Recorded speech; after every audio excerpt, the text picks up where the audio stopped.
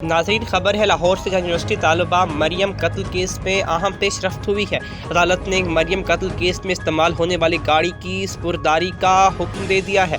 गाड़ी के मालिक ने स्पुर्दारी की दरख्वास्त दायर की थी और कहा था कि मेरा रेंट एक का कारोबार है, कत्ल से कोई ताल्लुक़ नहीं। दरख्वास्त गुजार का ये कहना था। आपको अपडेट कर रहे हैं कि यूनिवर्सिटी तालिबा मरियम कत्ल केस में अहम पेशरफ्त हुई है। अदालत ने मरियम कत्ल केस में इस्तेमाल होने वाली गाड़ी की स्पुर्दारी का हुक्म दे दिया है। गाड़ी के मालिक ने स्पुर्दारी की दरख्वास्त दायर की थी, जो कि कबूल की गई है अदालत की तरफ से, और ये कहा कि दरख्वास्त गुजार की तरफ से कि मेरा रेंट एक का कारोबार है, कत्ल से किसी किस्म का कोई ताल्लुक़ नहीं है।